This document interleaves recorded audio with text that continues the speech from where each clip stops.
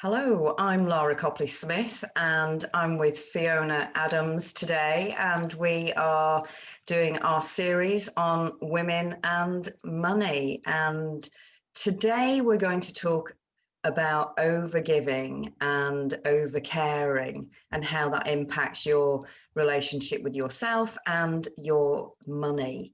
And I'm just going to reflect on last week, the power of actually talking and becoming more and more aware of your patterns in your childhood and how they impact you as you go through your life. So it was around perfectionism, wasn't it, last week, and or earlier in the week, and I spoke about my perfectionism and how that had such a strong and profound effect for me. But what that actually did for me was it unraveled more of that story, and I haven't assimilated it all. There's a lot to assimilate, but it just highlighted the power of, how you're leaning and then how you lean into that leaning, so to speak, and that pattern all the way through your life. And I think if you're not observant, you can still repeat those patterns in a negative way at times of stress or times when you're not feeling good about yourself. So it was really powerful last week for me. So Fiona, thank you for being with me. And overgiving, which So was thank you, Laura. Thank you for sharing that bit on your over delivering. That's good to know. And I find that talking about things from sort of an awareness, that it does open huge doors. And that's really what this series is about, making women aware of patterns that they may have and give them a chance to look at them. So one of my patterns from childhood is overgiving. So my mother did give. She was very generous, which was lovely, but I've learnt a pattern. It comes from, I suppose you'd call it codependency. And another word for codependency is lack of self-love disorder. When I reflect over the years, I've given huge amounts of money or huge presents or things, even when I couldn't afford it. So it's about putting the other first. And, I think there's always balance. It's when it's out of balance, like to give something small when someone needs it's very important, but to put yourself last all the time has huge repercussions. Even the other day I bought something for someone and it was very useful, but it meant that my budget was tight this week, and I could have done the same thing in another way, still managed to get hold of something and sorted it out for that person without spending money on it. So it was interesting. After I bought it, I thought, there I go again, so many times. And it's not just the finances, it's the overgiving of my time. If someone's in need, that's fine. But on a regular basis, I'll get caught up in codependence, in that rescuing people. I've got a friend with lots of horses. I've spent a lot of time helping her. And that time could be spent on my online businesses.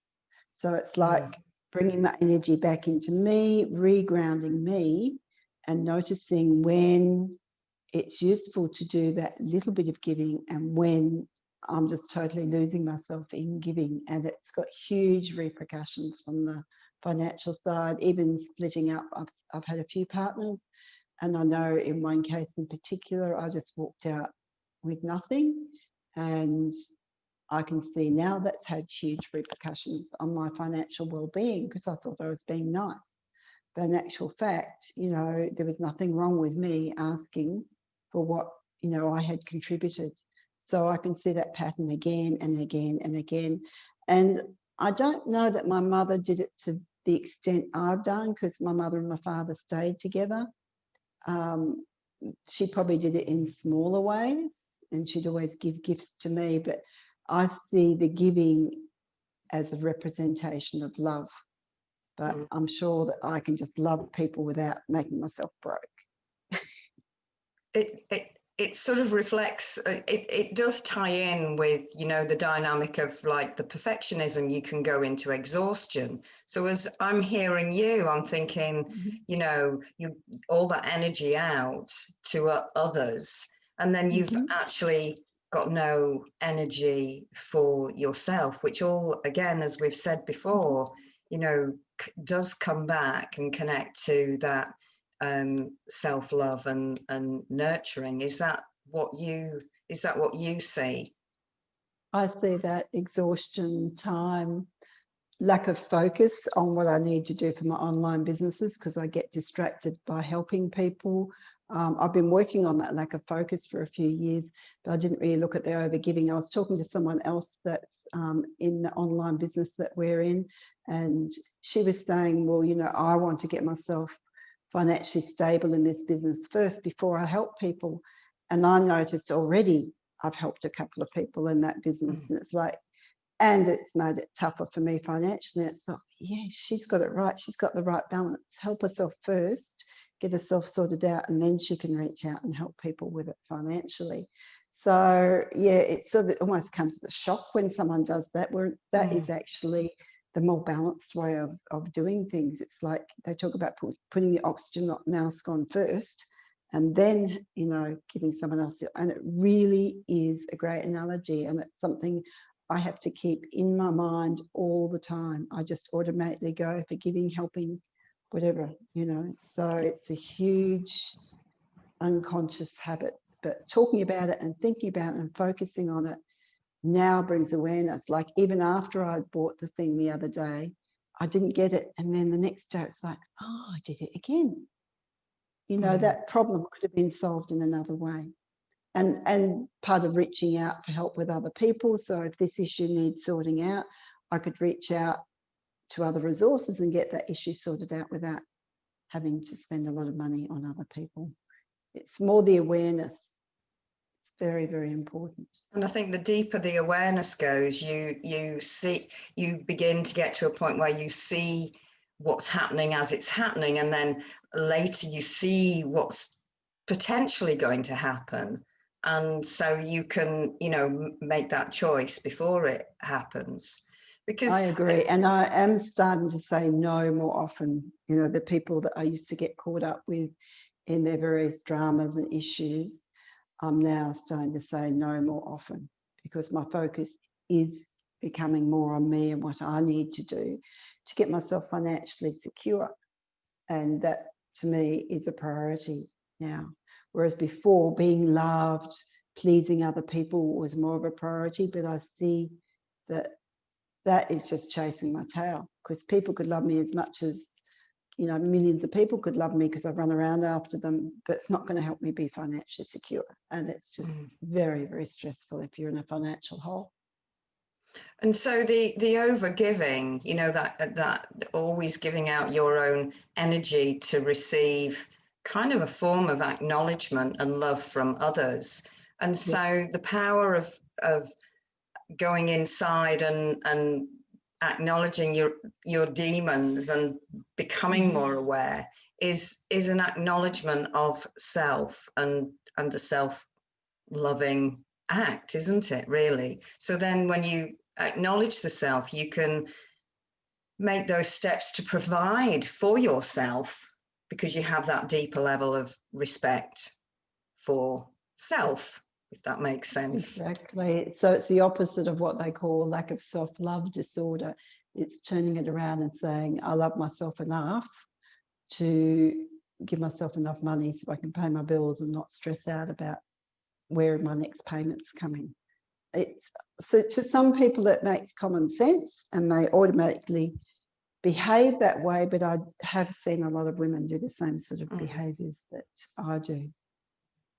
And I kind of, you know, we've talked about it, and we will do a video on this about how women so easily get caught up in their pattern that actually degrades their financial wealth, partly because they get stuck in it, connected to the societal sort of, you know, that the visual expectation of what women should be. And we can often get caught in, when we haven't got our sort of inner acknowledgement and self-love, that we're always doing things to receive that from outside of ourselves. And not only can you waste your money in chasing that society acceptance, but you can, you know, degrade your life. So we are going to talk about that, aren't we, in another call? Yes, I think that's a huge area to look at, to be honest. And so what would you do some tapping around the I was just overgiving? wondering, do we have time to do a bit of tapping? I think that would be really great. It's a very good way to end. It's hot here. You'll have to excuse me. I'm sweating. It's hot here. Well, it's Probably raining. freaking cold there. Yeah, you're all rugged up and I'm here. hot. So yeah, so I'd like to do my releasing and letting go that David Hawkins talks about. So it's like breathing in, feeling the overgiving, the people pleasing, the trying to get love from outside, and then releasing and letting it go. So I'm going to do it one more time. Breathing in, feeling the overgiving, the striving, the wanting someone to love me, and letting it go. That feels better already. And the tapping, so people do it differently, but side chop, even though I overgive, I totally, completely and utterly love and approve of myself. And then I'd go to the byway, the crown of the head, even though I overgive, want approval, I totally, completely, utterly love and approve of myself. So even though I overgive and have this childhood habit, I totally, completely and utterly love and approve of myself. And with a deep breath, I'm releasing this pattern of overgiving from childhood. It no longer serves me. Releasing, letting go this pattern of overgiving that holds me back from becoming financially secure. Releasing the overgiving and letting go, releasing the need, the pattern of overgiving. And then the last one, under the arms, releasing the overgiving. That feels better already. Yeah, it does. It does feel better. So for people who are watching, if they are going to, you know, think up of the words, even though I'm a perfectionist, I completely and utterly love myself. For you, even though I'm an overgiver, I completely and utterly love myself. And they didn't know the tapping points. Would you say there's a definite easy one to go to? Like, I mean, like the... Well, there is a lot of tapping on YouTube. So they could look at what the tapping is on YouTube, but they can just follow that pattern that we did last week and this week.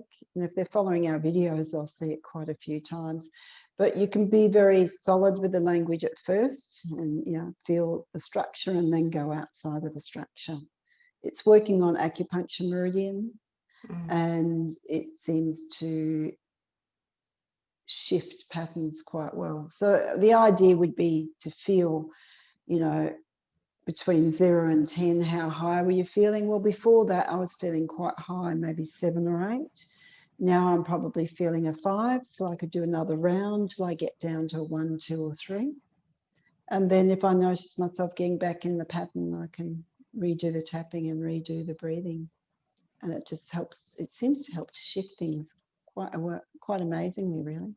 And quite quickly, if you know, I mean, it doesn't take very many minutes, does it, to do some tapping? So maybe at some point we'll do a session on tapping and you can talk more about that. That's a good idea. Yeah. Okay, that's fantastic. Thank you very much, you, Lara. Today for your time and sharing part of your journey. And I'll look forward to another call with you. Thank you, Lara. Thank you. Bye-bye. Bye.